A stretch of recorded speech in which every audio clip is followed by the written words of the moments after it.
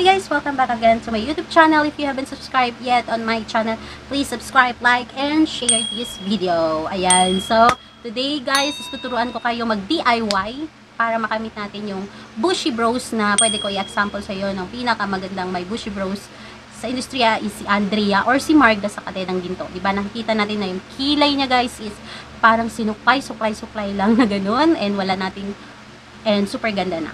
And nowadays naman din, super trending din yun sa Instagram, yung mga ganun na bushy brows. Ayan. So, for sure guys, gumagamit sila. May ginagamit yan sila para makuha nila yung ganung brows. Ng bushy brows. Yung parang kalat-kalat na makapal na kilay. Ayan. So, ang first thing na kailangan nyong gawin para ma-achieve yung ganun is huwag kayo mag-ahit ng yung kilay. Ayan. Hayaan nyo lang yan tumubo. Katulad sa akin. Ayan. Tingkikita nyo ba? Ngayon ko lang tumubo na ganun. And, gumagamit yun sila ng brow soap. Ayan. So, lalagay ko dito kung ano bang itsura ng brow soap. Yan yung ginagamit nila para naman super maganda yung pagkahibla ng kanila mga kilay and parang nakaganon talaga. Alam mo yun na nakaganyan. Ayan. Well, kung wala naman kayo ganun guys na brow soap, syempre, pag wala na ganun pero gusto mo ma-achieve, ayun, no problem. Dahil tuturuan ko kayo, mag-DIY tayo para makamit natin yan. So, kung gusto nyong malaman, keep on watching and let's get into the video. Ito na yung DIY na materials na kailangan natin para ma-achieve natin. So, yung Dove, Maybelline mascara at saka yung spoolie. So, kung may safeguard kayo, pwede na rin yan gamitin. Yan. So, first thing na gagawin nyo yung i-rub nyo yung spoolie dun sa Dove or safeguard. Kung ano bang meron kayo dyan, pwede na yan.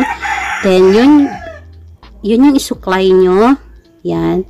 Suklay nyo yan dyan sa kilay nyo na kailangan pa-upward yung pagsuklay and kailangan pa-upward din yung mga buhok. Ayun. So, kailangan patayuin nyo yan, yung mga buhok na yan sa inyong mga kilay. Ayan.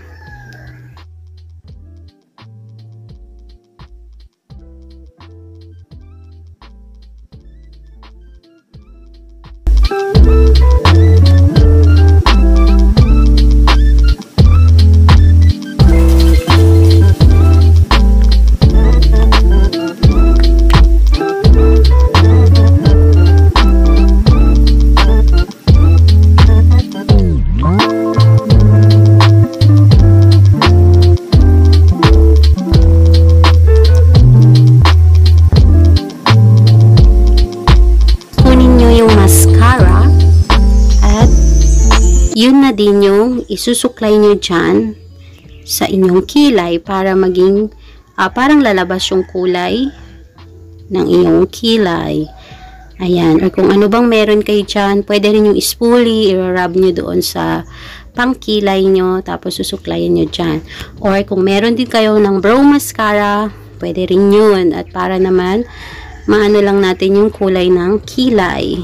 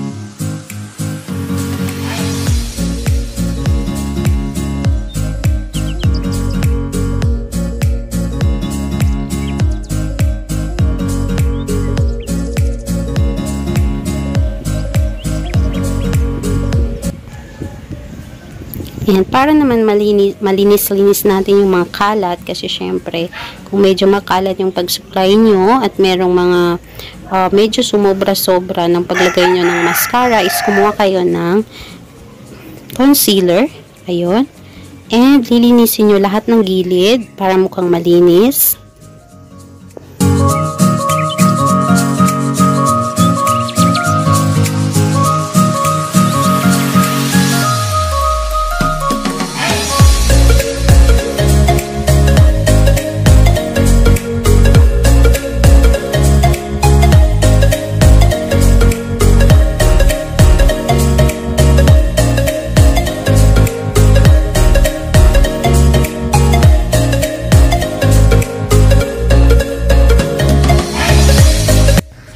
At pwede naman kayo gumamit ng brush para naman mas lalo malinis nyo yung mga nasobra, ayan, sa paglagay or nasobrahan.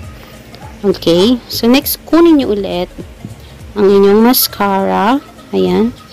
So, always nyo isuklay pataas para magmukhang gubat, joke, para maging bushy na ang inyong mga kilay.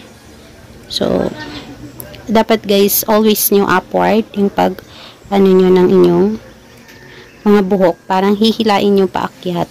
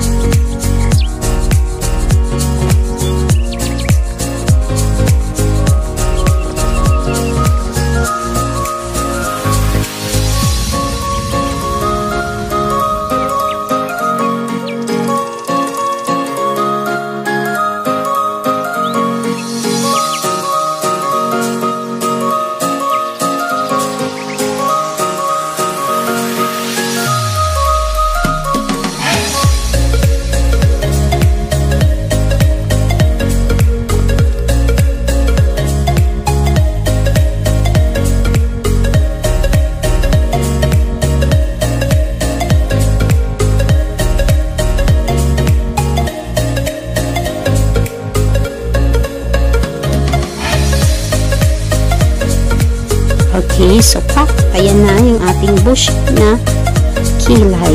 Ayan. So, I hope guys you enjoy and don't forget to subscribe and like this.